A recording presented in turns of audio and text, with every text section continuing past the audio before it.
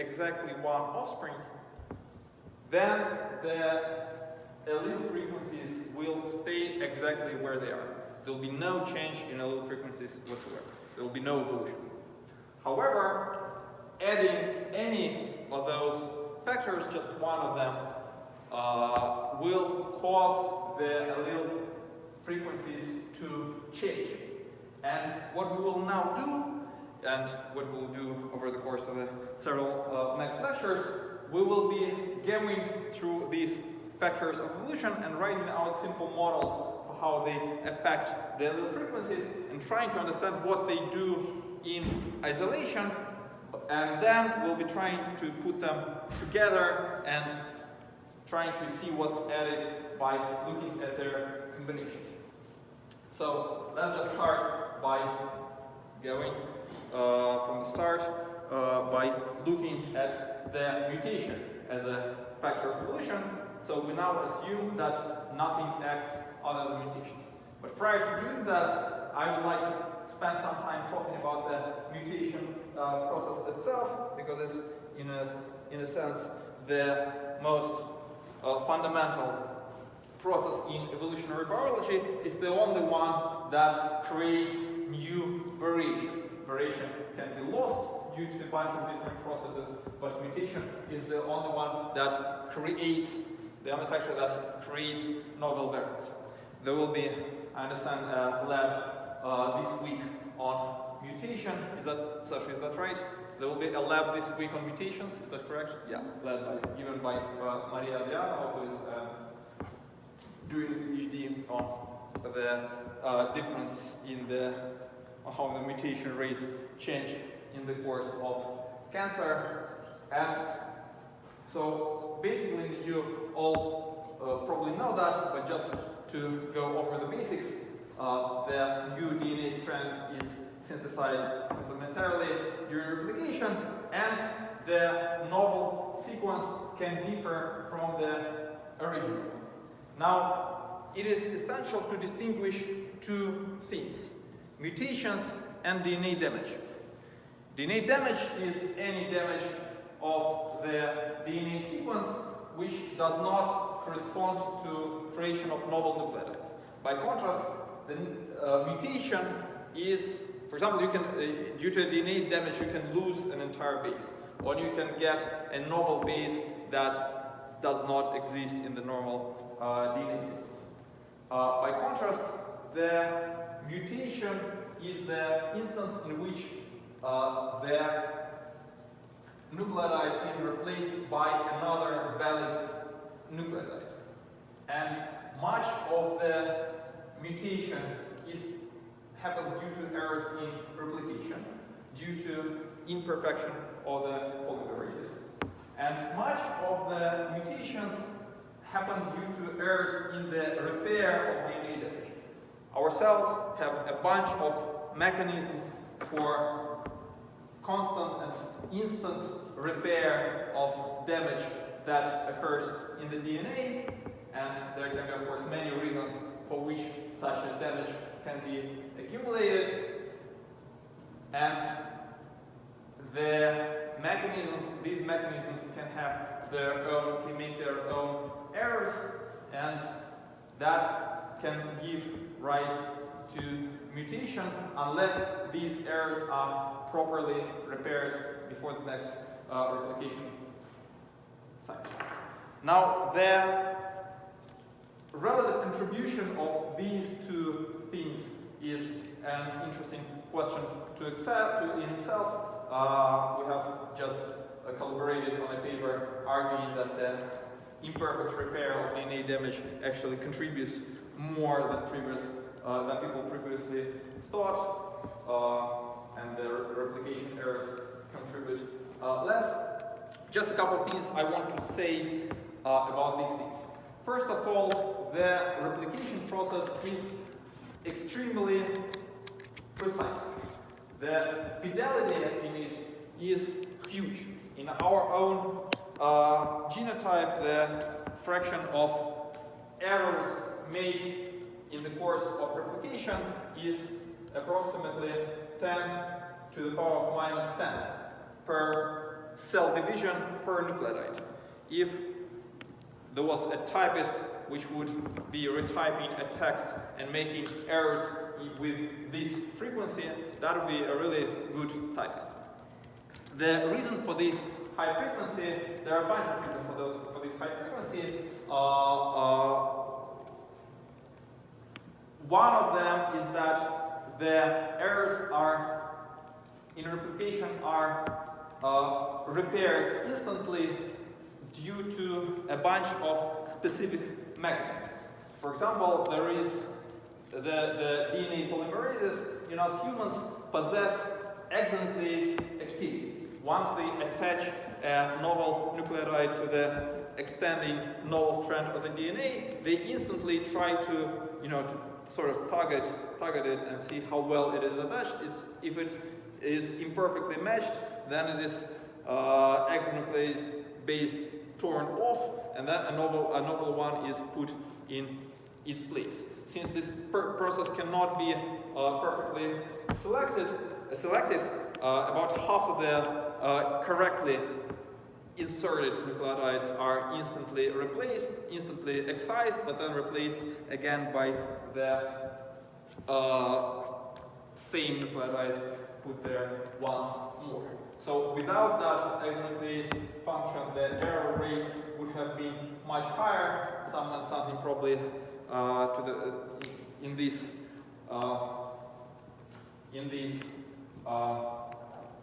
range, in this order, and we know that because sometimes there are errors there are mutations in the polymerase enzymes, in particular in the exonuclease domains of polymerases, that cause that destroy these proofreading activities of polymerases.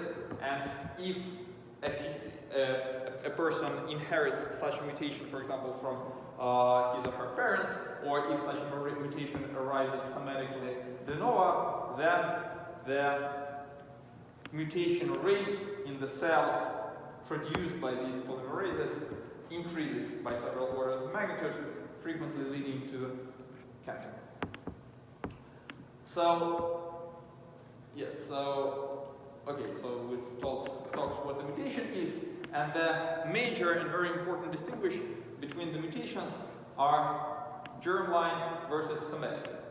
The germline mutations are the ones that will be passed off to the gametes and therefore to the offspring. These are the only ones that matter, of course, in the course of evolution. Somatic mutations, by contrast, by definition, are those that are not passed off to offspring. Therefore, they do not affect all the cells of your body. Instead, they affect just some subset of your cells. For example, it can be a patch of affected area or a patch of tissue, which then grows to become a cancer tumor, or some subset of the blood cells. The important thing is that with somatic mutations, the gametes do not carry the mutation. And the causes of the mutations are somewhat different between the germline and the somatic mutations. We want to understand somatic mutations better. We want to understand somatic mutation well for a bunch of reasons, including trying to fight cancer. I would argue that we do understand somatic mutations somewhat better than the germline. For example, the distribution of somatic mutations over the genome can be explained a little bit better than that of germline mutations. Something I forgot to mention is that the errors in that the DNA damage also accumulates along the genome at a non-uniform rate, and also it accumulates due to a large number of external factors. There are specific types of DNA damage leading to specific types of mutations that occur to specific exogenous factors, such as ultraviolet light tobacco smoke, or, as has been recently discovered, ursolocic acid. How many of you have heard about the ursolocic acid and its mutagenic effect? Okay, so let me just distract briefly because it's an interesting story. So Ursolocus is a genus of plant that has been used historically in traditional medicine in many Asian countries, including India, China, and lots of countries in the southeastern Asia. And in the 20th century, it has been part of the dietary supplements of many dietary supplements that the tablets that people used in particular for weight loss, and it has been claimed to contribute to weight loss, but also to cure problems associated with kidney and liver, I believe. And at some point of time, there has been, I believe, in the US, observed a very strongly elevated incidence of a particular type of cancer, of urinary tract cancer and kidney cancer, among women who were all found to take this particular type of dietary supplements containing ursolocic acid. And independently, when people started looking at that into more detail, they found that an elevated incidence of similar types of cancer has been also previously observed in 1950s in the Balkans. Now, no people have taken any dietary supplements in the Balkans in 1950s. What has happened instead is that this Ursolocus plant, from these supplements originate, the plant of the same genus has also contaminated the fields from which the Balkan people have got their wheat, and it has contaminated the wheat flour there. So there people have apparently been subjected to lower doses, but for more prolonged periods of time. And it took a lot of deciphering what has actually taken place, but it turns out that this ursolocic acid increases the rate of mutations in a very specific nucleotide context. It increases the rate of A to T, so that's in a double strand, that's T to A to TA transversions, and in particular does it in the constant, in this context, CAG. If you have this CAG trinucleotide and you start eating ursolocic acid, then this A is very likely to get replaced by T. Now the problem with this particular context is that this is a frequent consensus sequence of human splice sites. So AG is the canonical dinucleotide of a splice site, and C is a frequent nucleotide in front of it. And so these mutations frequently lead to splice site disruption, and therefore are frequently medically relevant. So it turns out that this substance, which people have taken for millennia, apparently is actually a strong mutagen and cancerogen. So much for traditional medicine. I wonder how many more of those there are in these supplements that have never undergone any type of clinical testing. Okay, so this is just one example, and it sort of illustrates what the types of things that we want to be asking about mutations. We might be interested in the mutation rate, both overall and how it changes due to some factors. We might be interested in the mutational context. We have just seen that the mutation rate is non-uniform depending, for example, on the nucleotides to the left and to the right of the mutated site. It can also be non-uniform along larger segments of the genome. We're interested in how the mutations come about, both somatic and germline.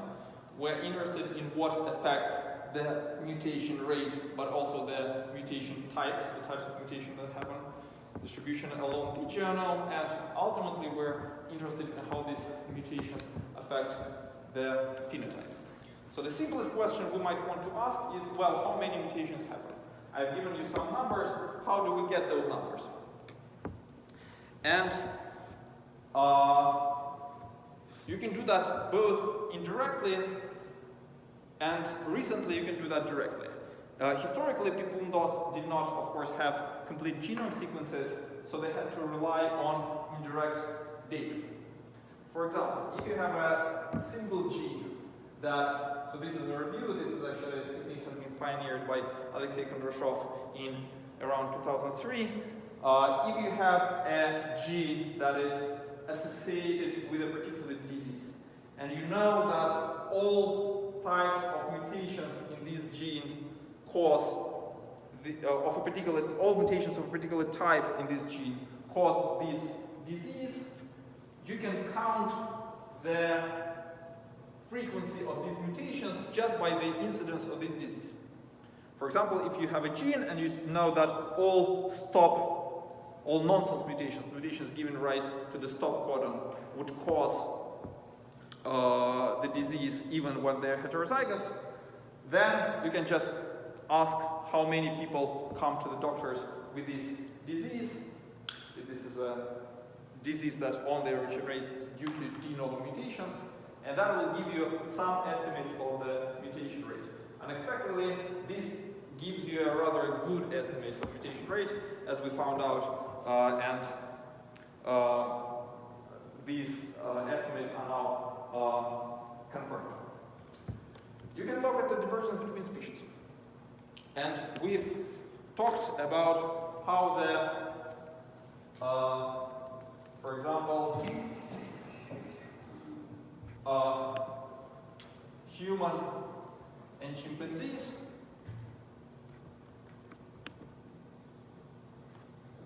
have accumulated over the course of their evolution about 1% of differences in nucleotide sequences. So that's 10 to the power of minus 2. And we can use that to estimate the rate of the mutations that have happened in the course of their evolution. Let's do that right now. So from historical evidence and from paleontological evidence, we know that the last common ancestor of human and chimp lived somewhere probably about 8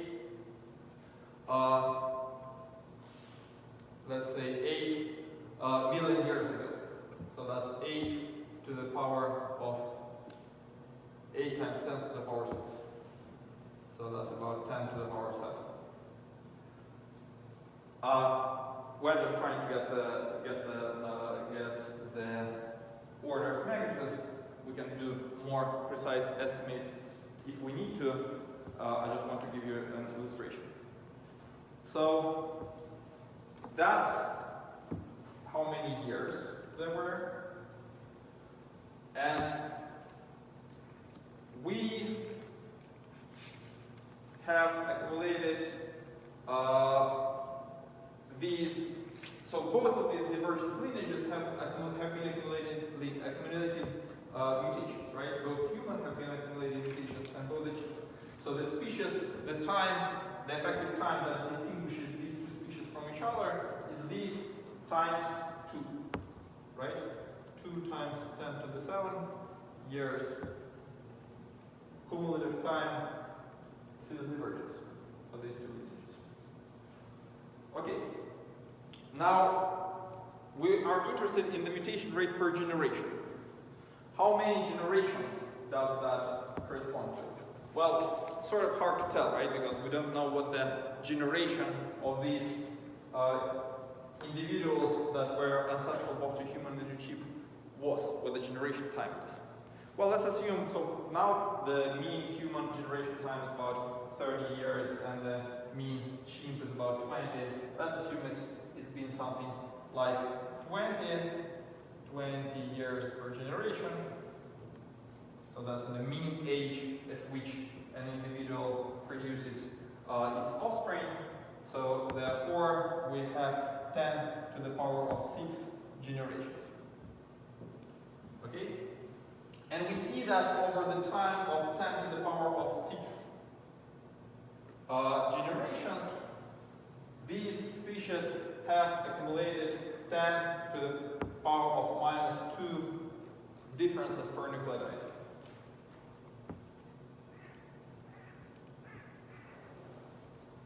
So therefore, just by solving a proportion over one generation, what difference do we expect?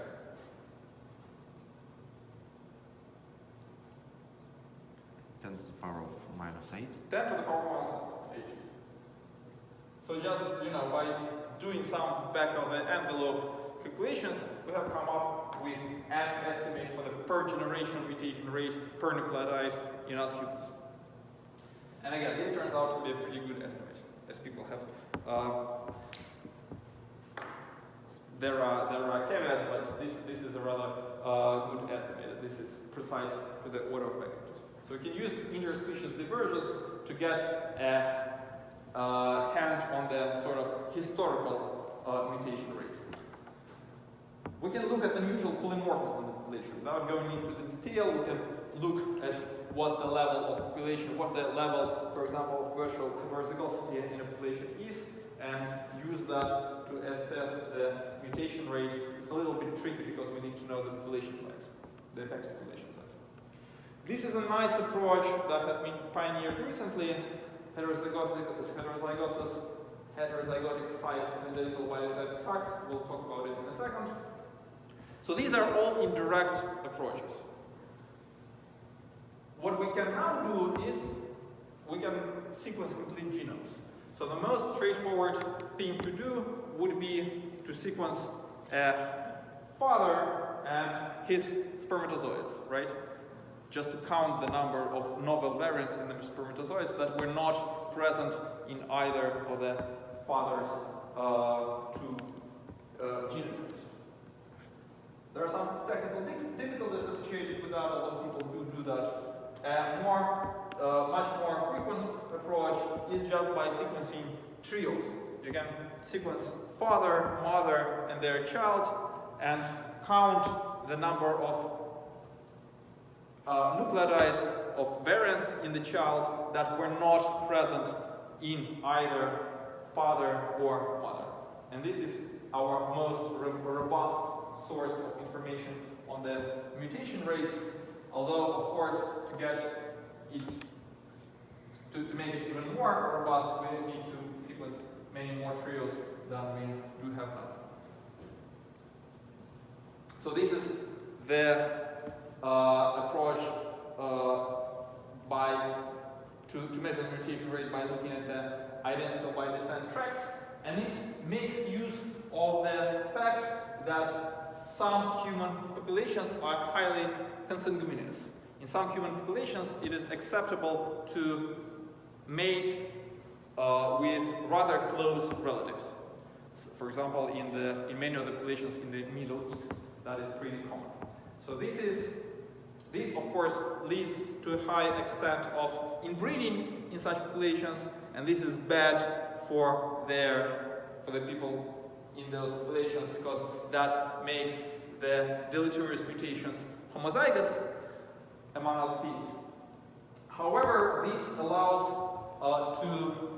this really facilitates a lot of genetic studies, and among other things, this gives an opportunity to study the increased mutation rate.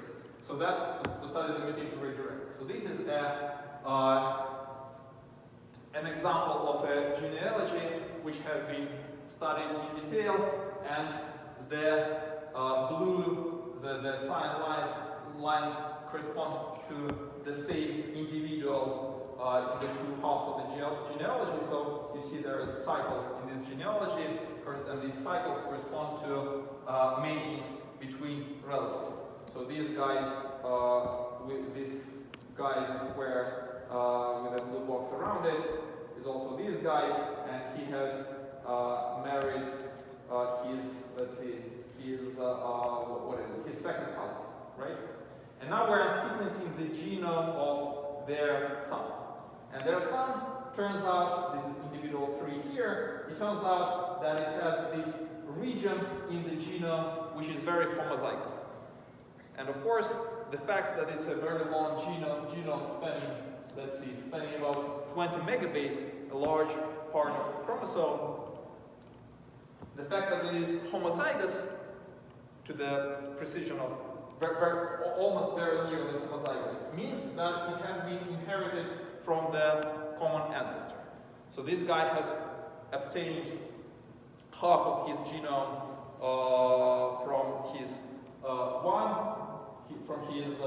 let's see here, maternal grandmother, and the other half of the genome from his paternal grandmother again, and these two parts of the genome turn out to be the same, physically the same, right? So this is something called the identity by descent tract in the genome, the segment of the genome that would have been totally identical if not for new mutations. But what we see is that there are a bunch of new mutations that have been accumulated in this segment. So even though it should have been identical, you can see a bunch of green lines here, and they have to correspond to the mutations that have been accumulated since this very recent common ancestor. Okay? So we know exactly the time at which this most recent common ancestor lived, and by dividing the number of mutations by the length of this region, we have an almost direct estimate for the number of mutations per generation. Does this make sense? Is it clear? I think it's a very elegant approach. So that all is sort of going to be the thing in the past very soon, because, as I said, we can now sequence the genomes directly. The first guy to pioneer that has been Michael Lynch. This is his PNAS paper in which back in 2008 he counted the number of de novo mutations arising in the relatively small genome of Saccharomyces cerevisiae.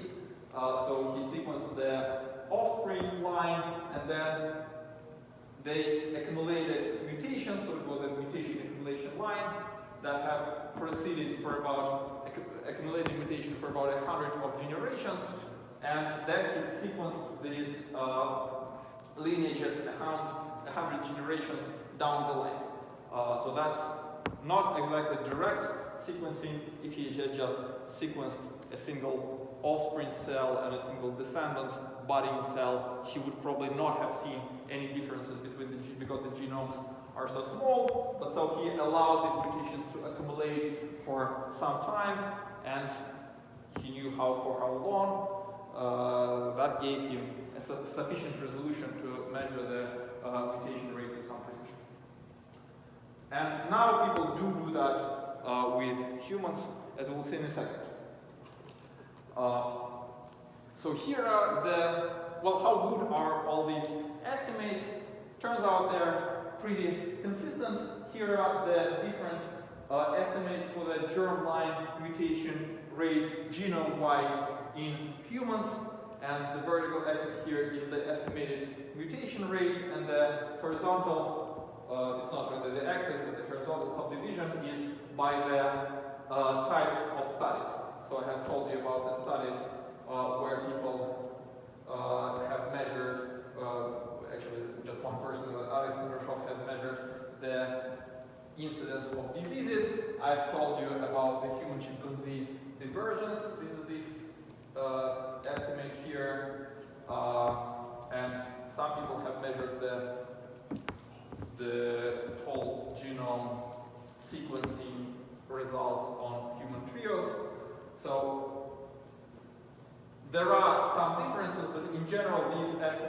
are sort of consistent. People did tend to obtain somewhat higher mutation rates for the divergence data compared to the direct trio sequencing data, and this was an enigma for some time.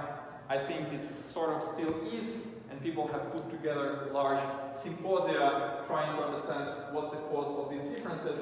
Now, I believe the consensus in the field for the last several months has been reached that this implies that the mutation rate has been higher in our ancestors than it is now. So that when we sequence human trios, we get fewer mutations than the human chimp ancestors did, probably because we live better than they did. And we eat better stuff than they did. Fine. So that much about the overall mutation rate in the genome. Now we are interested in how the mutations are distributed across the genome. And I've started telling you that the mutation rates very much depend on the sequence context and differ between mutation types, but also differ between the sequence contexts. And the most prominent of these biases, mutational biases, is of course the CpG dinucleotide. And CpG means C followed by G, right? So this P here in the middle is so that we know it's we're reading along a single sequence, so that's C, then phosphate, then G, not a CG complementary pair, okay? And this CpG dinucleotide is in human genome very frequently methylated.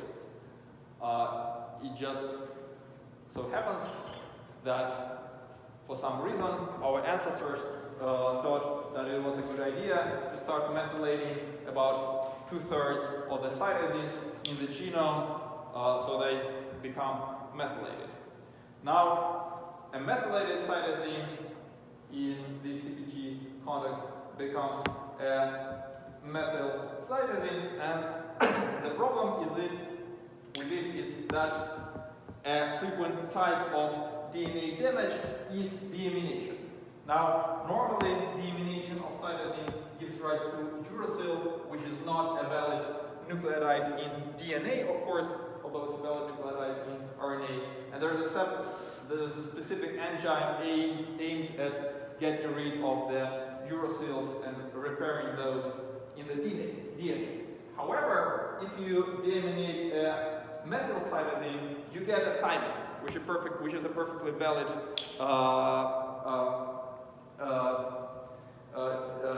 nucleotide in DNA, and therefore it is not that noticeable to the repair machinery.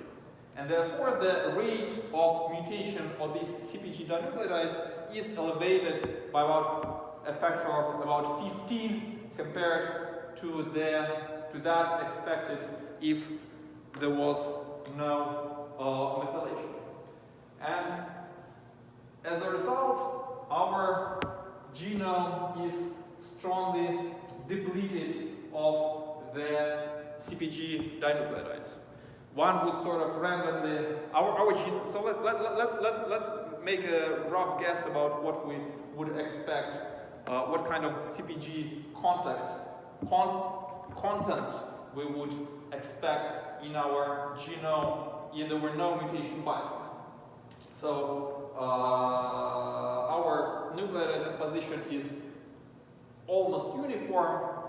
Under a more or less uniform nucleotide composition, what would be the expected fraction of CpG dinucleotides among all nucleotides in our genome?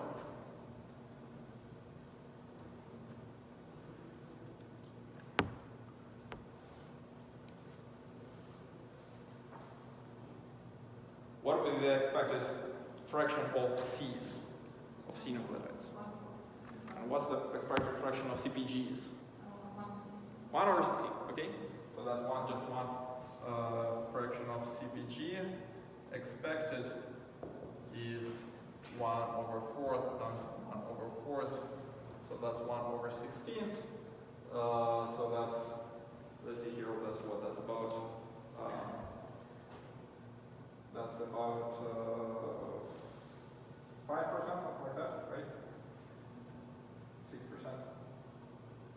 So that's the expected.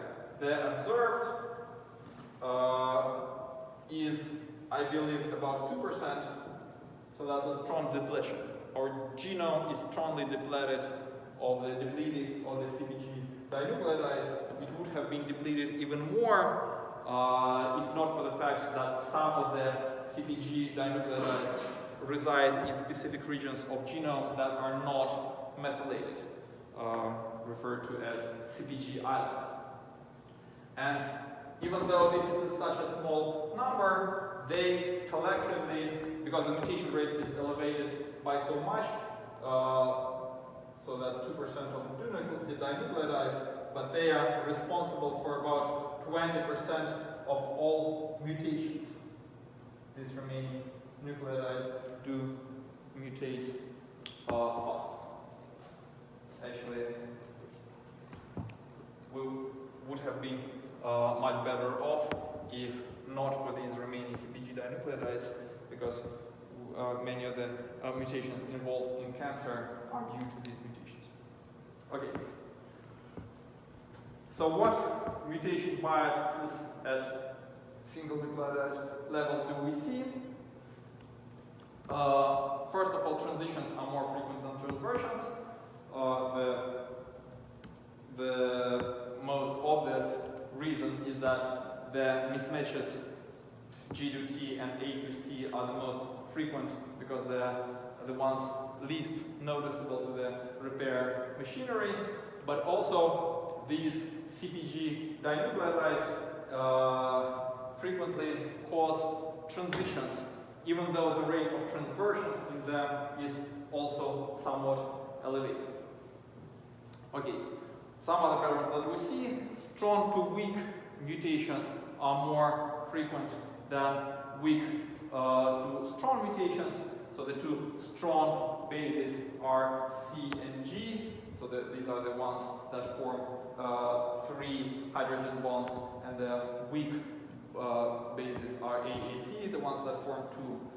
So the strong to weak mutations are more frequent.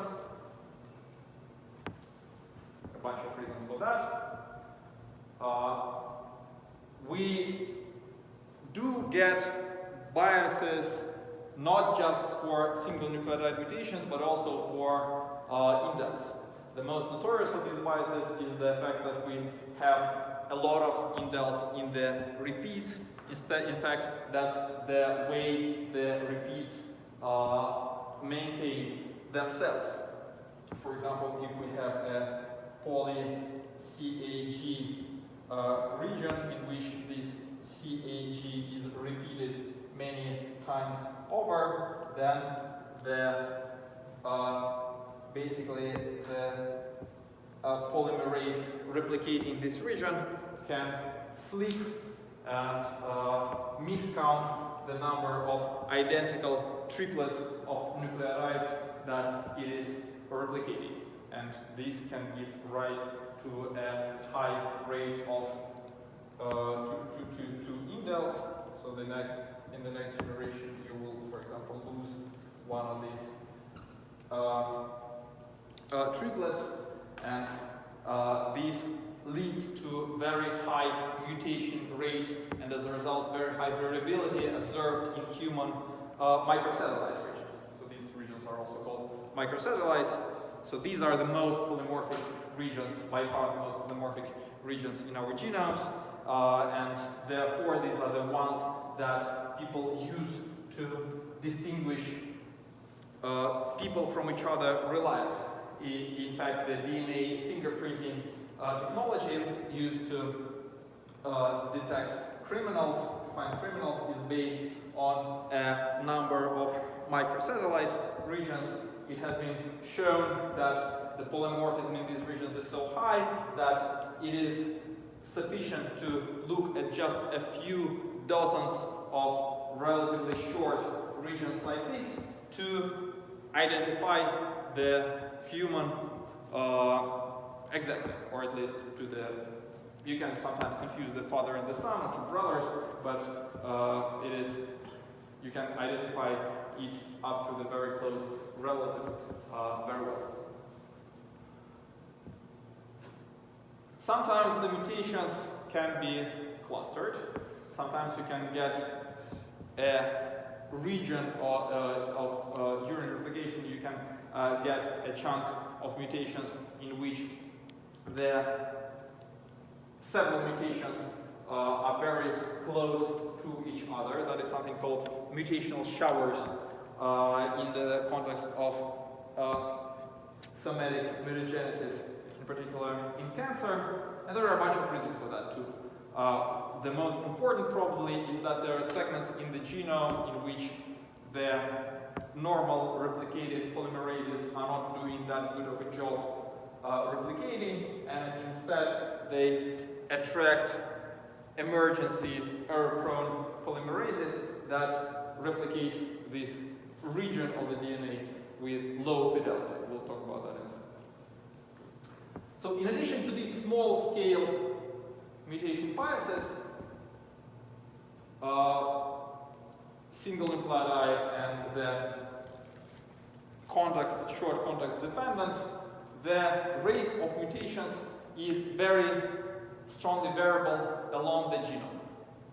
So this is an example. Here's the mutation rate assayed from diversity in contemporary humans and also diversity between human and chimpanzee, I believe, again, along the chromosome 8. And you see that the different regions of this chromosome accumulate mutations at very different rates. And there are a bunch of factors that are related to that. And we can do experiments, or we can compare different species and understand the mechanisms for some of these links. For example, there are more mutations in regions of late replication timing. There are fewer somewhat unexpectedly, mutations in the regions that are transcribed, and these mutations tend to occur on the strand. The mutations that do happen tend to occur on the non-transcribed strand. So there is a deficit of mutation on the transcribed strand, and the higher the expression level, the fewer mutations you get on the transcribed cells. So in a sense, transcription helps prevent mutations, which is pretty cool. The mutation rate depends on the nucleosomes and on the chromatin composition. It depends on what other proteins there are, such as what the transcription factors are residing in these regions of the genome, which can be measured from DNA's hypersensitivity. They depend on the recombination level and a bunch of other things. So let's talk about some of them. So let's talk about the dependence on the replication timing, because it's pretty cool actually.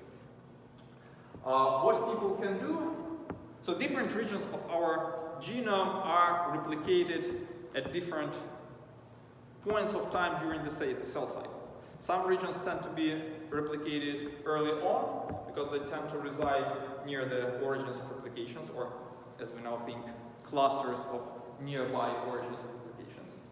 And other regions are far away from these origins of replications, so they tend to be replicated relatively late in the same cell cycle. So now if you come, how do you study that? How do you know which regions are replicated early and which are replicated late? Well, you can do something very simple, right, among other things. You can just look at the synchronized culture. You have many cells replicating in a synchronized way. And then you can count several cell divisions afterwards and just extract the DNA and sequence it. The regions that have already been replicated by that time will have twice the coverage compared to the regions that have not been replicated, because the DNA will be represented their DNA will be represented twice. And therefore you will get on average twice as many reads from these regions, sequencing reads, than from the late replicating regions. And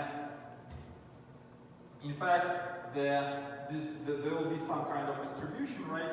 So the number of sequencing reads will somehow vary along the genome, and you will know that the ones with the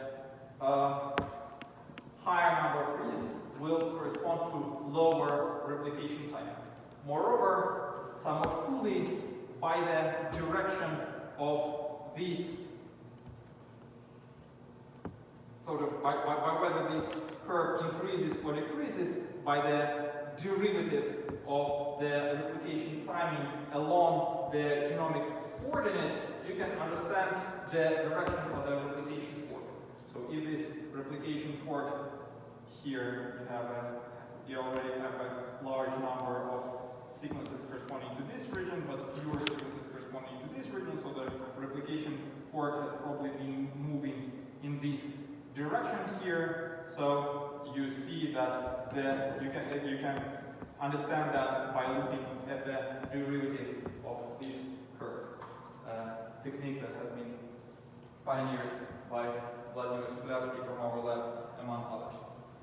So by doing that, you can ask what the different replication times at different segments of the genome are, and what you see is that in regions that are, let's see here, what do we have here?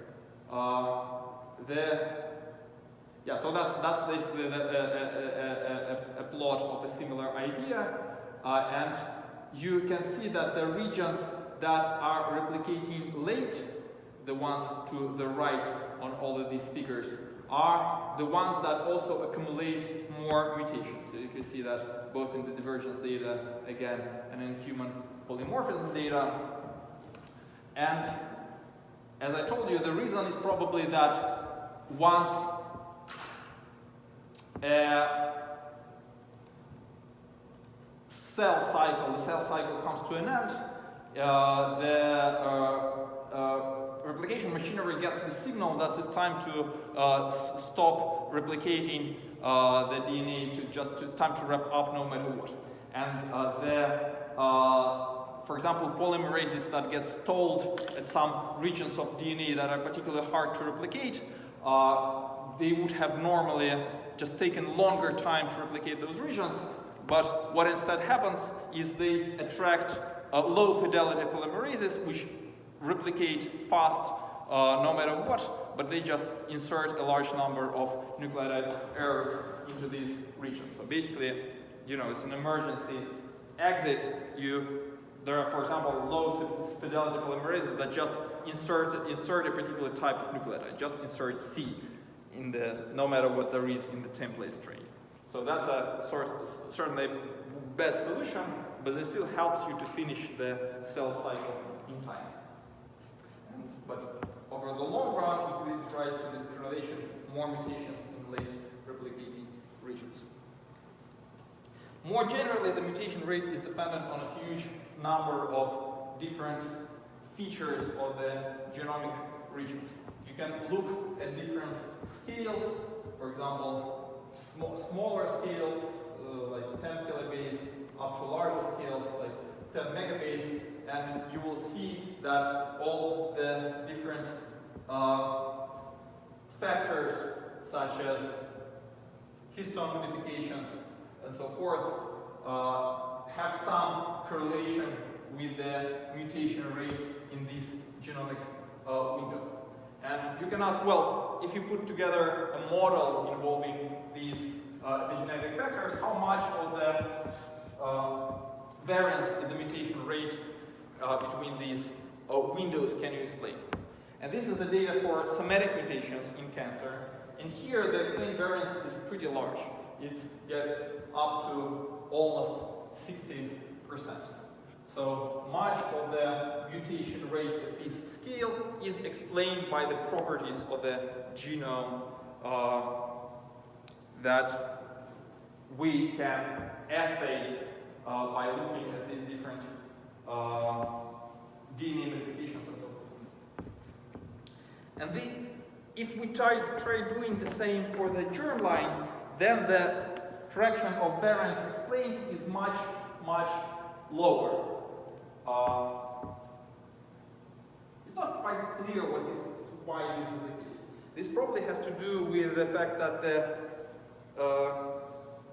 somatic mutations are so the organism doesn't care that much about somatic mutations. So the disruptions of these of many different mechanisms can give rise to them.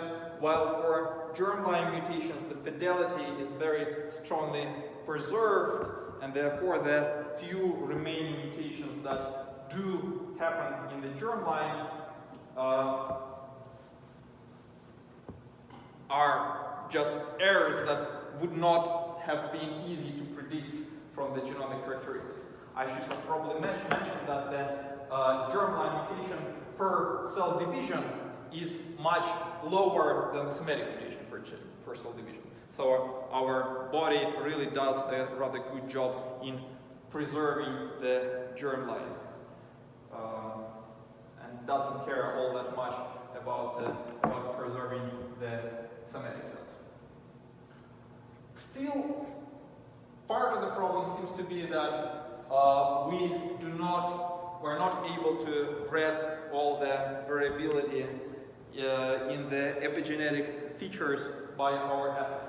And the way we can see that is by comparing how much variance we can explain by looking at the known genomic features and comparing that to how similar the mutation rates at individual genomic regions are between the segments of the homologous segments of the genome in different species.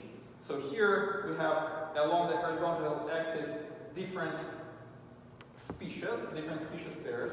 For example, this one corresponds to human chimp, this human gorilla, this human orangutan, and so forth. And we see that if we look at the human mutation rate at this particular region, we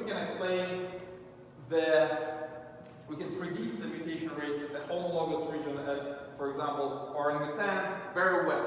But if we just look at the human genomic features, not that much. And the epigenetic features, not that much.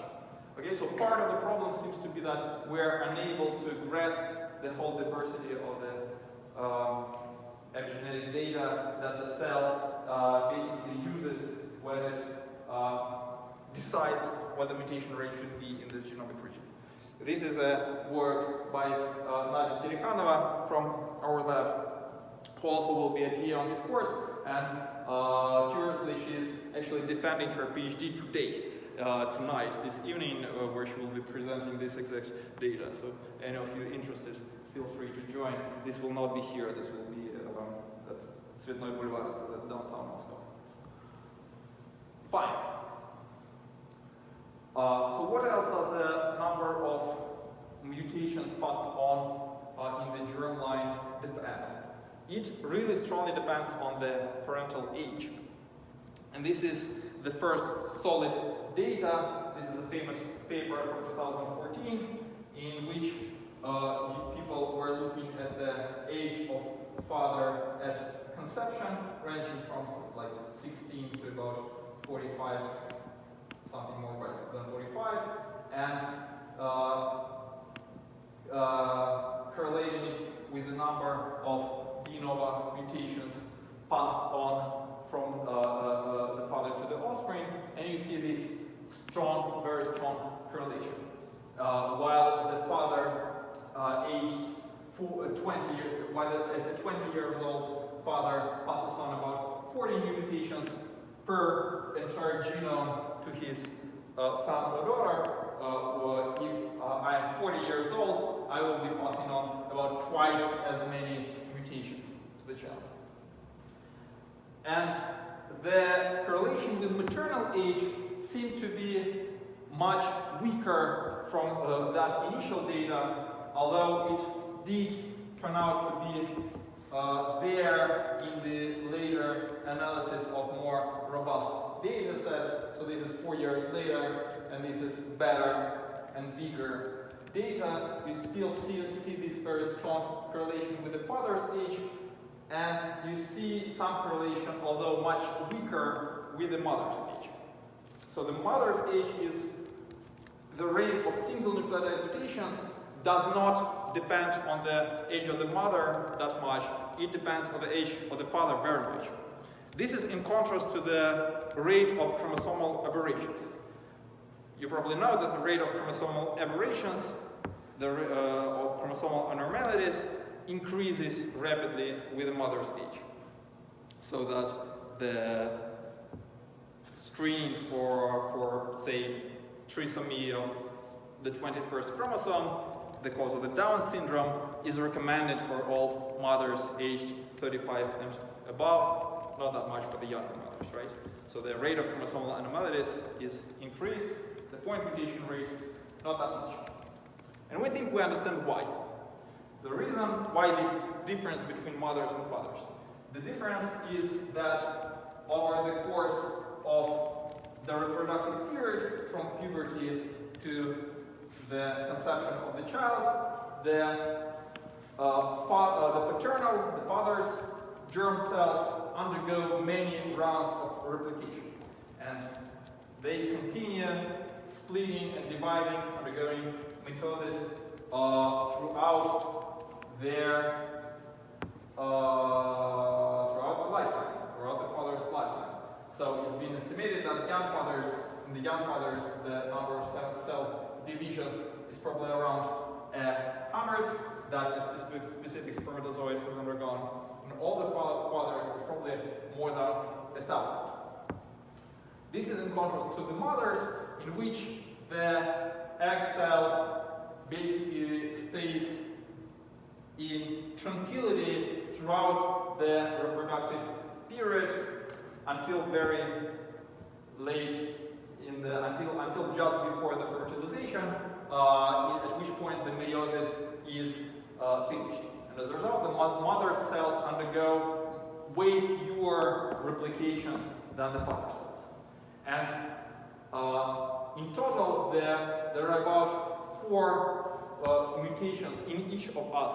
There are about 4 mutations inherited from our father compared to the number of mutations inherited from our mother. I'm again talking here just about the point mutations.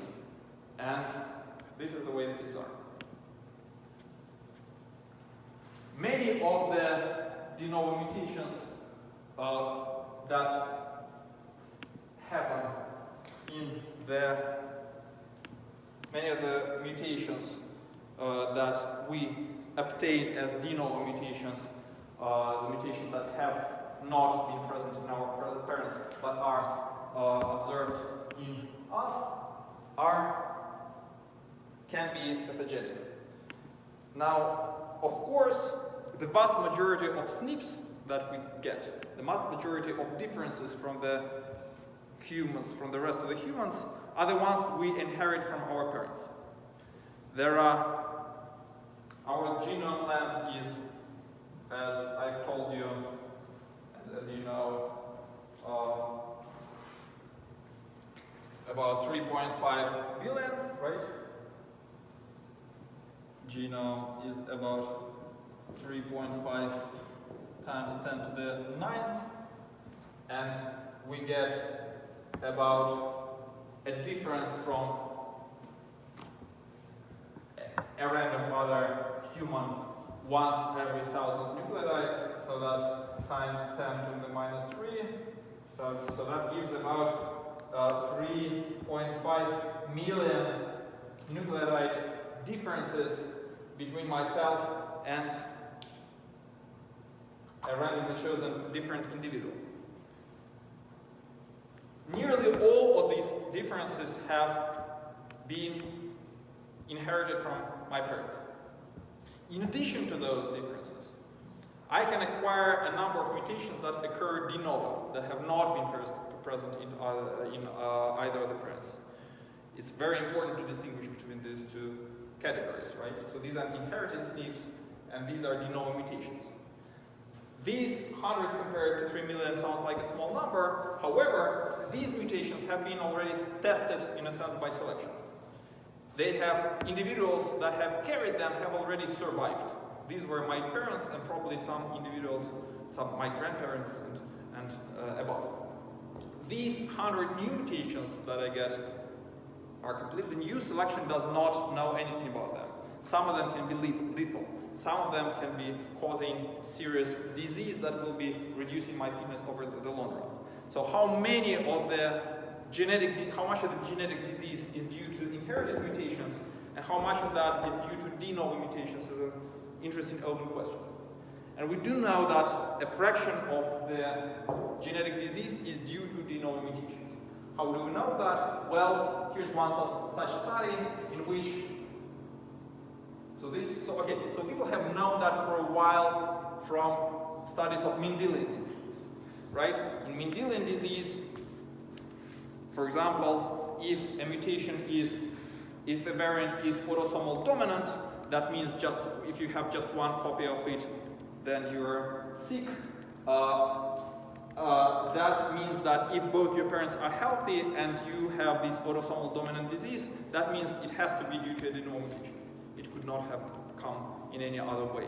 If this is a Mendelian disease, there are no complications, right? So people have sort of known a bunch of these de novo mutations in these important Mendelian genes cause disease in this simple scenario. What people have not known, and what people start to find out progressively now, is that such de novo mutations cause an increased risk, an increased susceptibility to disease in diseases with much more complex architecture. There are diseases such as, for example, conditions such as autism. Autism is a complicated condition. We do not know how many genes are involved in it. Probably the number is in the hundreds, in the thousands. There are lots and lots of ways to disrupt my brain. There are lots of things that can go wrong in the brain. There are lots of things that can cause genes that one can mutate that will cause autism or autism spectrum disorder or schizophrenia or delay in development or things like that. So what we do see is that we can, what people did look at this study, they compare the healthy, the probands, so the individuals, the children that had autism spectrum disorders, and they counted the number of de novo mutations in these individuals, and they compared them to their siblings who were healthy, who were normal on this ASD spectrum. And what they saw is that there were similar number of such new mutations in the silent sites, so the sites synonymous sites, but there was a strong excess of non-synonymous mutations in the autism spectrum disorder probands, and also a strong excess of nonsense mutations. So mutations leading to stop codons. A bunch of those mutations have contributed to this phenotype. Okay.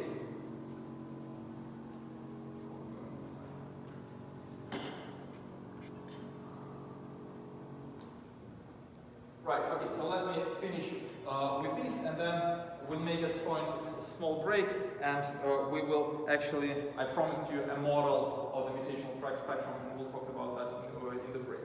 So, something that we need to understand if we study the mutations is that mutations arise as a mixture of mutation and repair processes. That is particularly true for somatic mutations that we are interested in when we study, for example, the origin of tumors.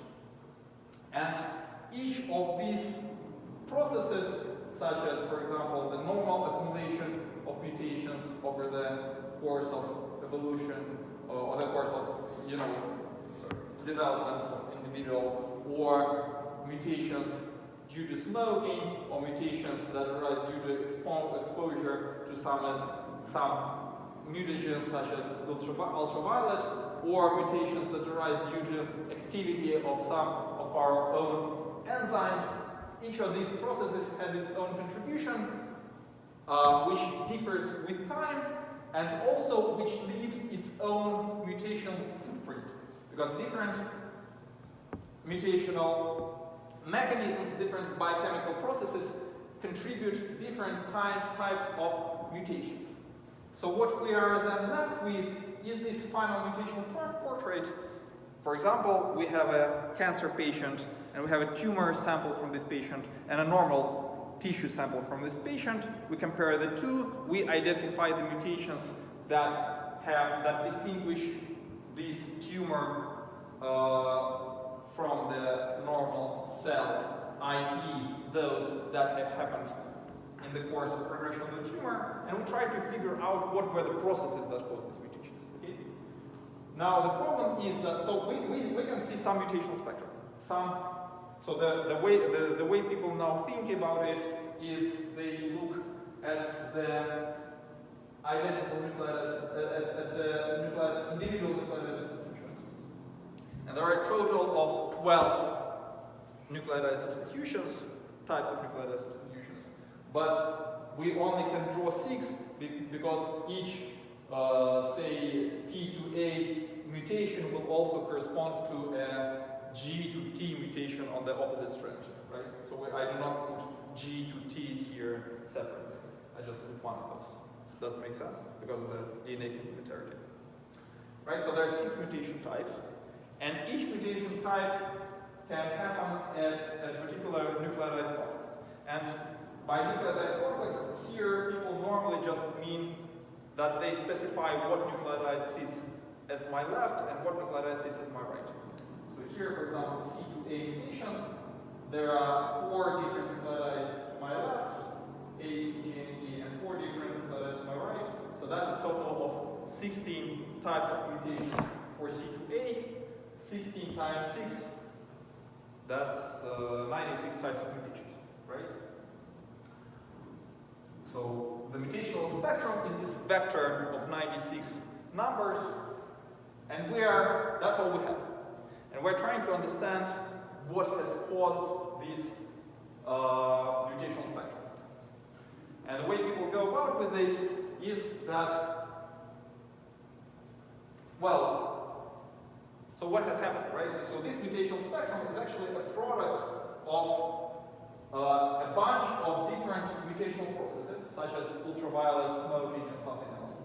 And each of these processes is characterized by its own mutational signature.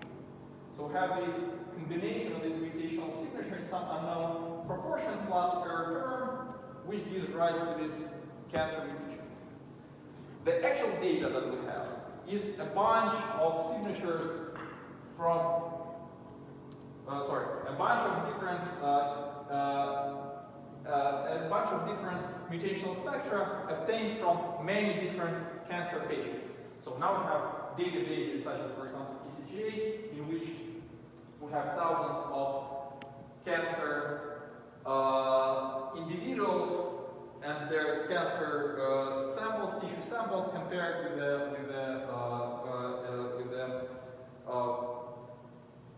source genotype.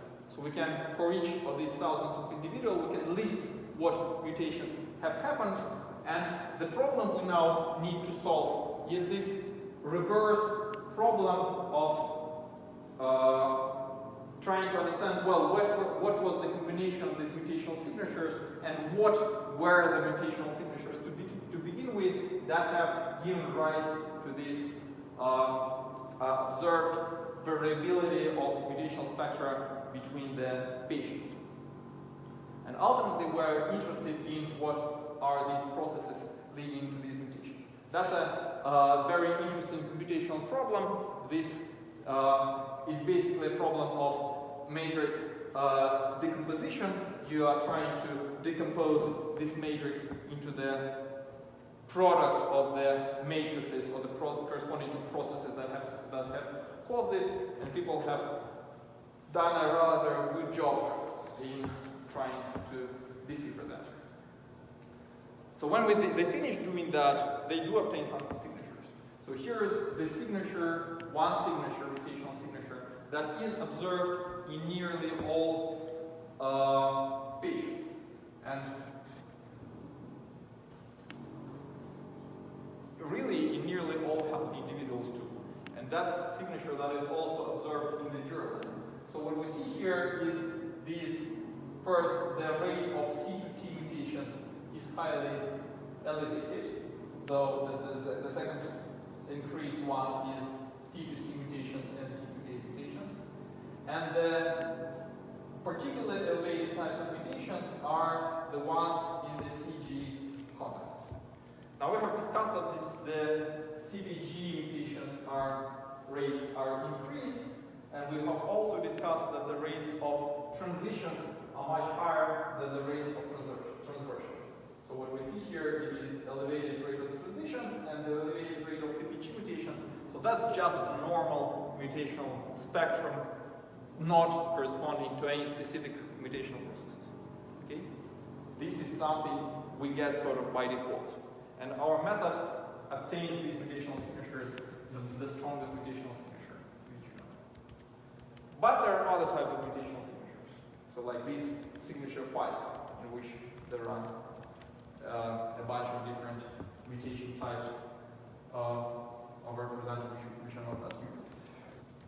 And then what you can do is you can, having classified these mutation signatures, you can look at all the different cancer types which have been diagnosed for your patients in your database. And you can see which mutational signatures arise in which of these cancer types. Right? So you see, for example, that, I don't know, in this esophagus cancer, you have this signature 17, which is pretty specific. Does not arise in that many different cancer types. There are some signatures that are very specific, like this signature 25 only arises in the context of Hodgkin lymphoma. And why is this good? This is, well, among things, so first of all, this allows you to understand what's going on, and you can look at these mutational signatures and try to understand what mechanisms have gone berserk. But also, there are some cancer types that are very hard to distinguish from each other, say by biopsy. There are several, for example, lung tumors that is very hard to distinguish from each other biologically, histologically, just by looking at the microscope. But you can look at markers, but that does not always help. What you can do is you can sequence this tumor and sequence the normal tissue from the same patient, list the mutations that have happened, look which mutational signature these mutations best correspond to, and use that to distinguish between the cancer types. So that is something that people are now starting to try to do, right? So the types of mutations that have been accumulated by a tumor can be used as a diagnostic tool to differentially diagnose the cancer types, which I think again is pretty cool. Let's again make let's say 5 or 10 minute break. Let's make a 10-minute break, and then we'll talk about actually the mutations as